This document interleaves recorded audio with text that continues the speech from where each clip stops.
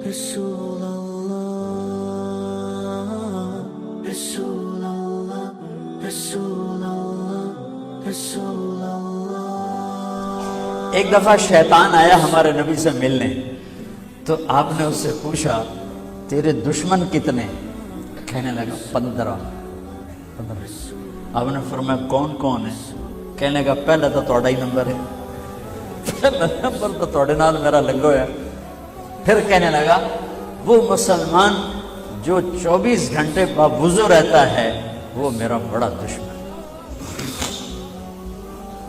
جو باوضو رہتا ہے اور باوضو سوتا ہے، ایک فرشتہ اس کے لیے بندگی کا ثواب لکھتا رہتا ہے۔ خیر واپس آتا ہوں، میرے نبی نے فرمایا 4 باتیں لے لو اور دنیا بھی تمہاری آخرت، ساری PIA زندہ ہو جائے گی، ساری اکانومی زندہ ہو جائے گی، ساری معیشت زندہ ہو جائے گی۔ 5 بھی نہیں، ایک انگلی بھی آپ نے نیچے کر دی، کہیے بس اتنی لے لو۔ حفظ امانت، صدق حدیث، حسن خلیقت، عفت فی طعمت۔ کیا خوبصورت! ساری زندگی کسی کو دھوکہ نہ دینا، دیانت داری۔ میرے ملک کے ادارے کیوں ڈوب گئے؟ دیانت نکل گئی، کھوٹ آ گئی، دھوکہ آ گیا۔ میرے نبی نے کہا حفظ امانت، کبھی امانت میں خیانت نہ کرو، صدق حدیث، کبھی جھوٹ نہ بولنا، ہمیشہ سچ بولنا۔ میرے نبی نے فرمایا میرا امتی ہر گناہ کر سکتا ہے، 2 نہیں کر سکتا، ایک جھوٹ کبھی نہیں بولے گا، ایک دھوکہ کبھی نہیں دے گا۔ میرے نبی کی 2 صفتیں ہائی لائٹ ہوئیں، صادق اور بولو کیا ہیں؟ کوئی اور بھی تو ہو سکتی تھی، جس سے مشہور کیا، کعبہ قوسین بھی تو ہے، اور ادنا بھی تو ہے، واللیل بھی تو ہے سیاہ زلفوں والا، والضحا بھی تو ہے روشن چہرے والا۔ کس سے مشہور کیا؟ صادق امین۔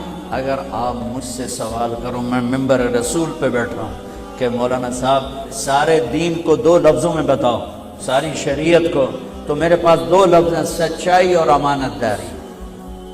آپ مجھ سے سوال کرو مولانا صاحب ساری دنیا کے کفر کو بتاؤ، تو میرے پاس 2 لفظ ہیں، جھوٹ اور دھوکے بازی، جھوٹ اور خیانت۔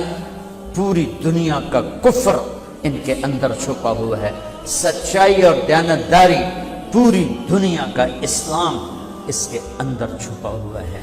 دیانت اور سچائی یہ بیج کی طرح ہے، اور پورا اسلام پھر باغ بن کے پھلتا پھولتا ہے۔ جھوٹ اور دھوکہ یہ بھی بیج کی طرح ہے، پھر اس سے کفر کا جنگل کانٹوں بھرا جنم لیتا ہے۔ میرے معاشرے سے جھوٹ نکل جائے، دھوکہ نکل جائے، یہ پاکستان جنت کا ٹکڑا ہے۔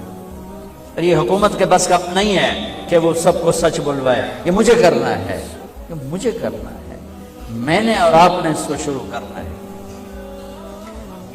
حضرت جریر بن عبداللہ یہ یمن کے شہزادے تھے، آخری حج پہ مسلمان ہوئے۔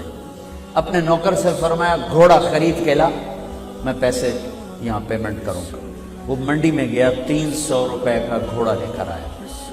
جب انہوں نے گھوڑوں کو دیکھا تو وہ قیمتی تھا، مالک کو پتہ نہیں تھا، اور یہ گھوڑوں کی نسل کے پہچاننے والے اس سے کہنے لگے تیرے گھوڑے کے 400 کر دوں؟ کر دوں؟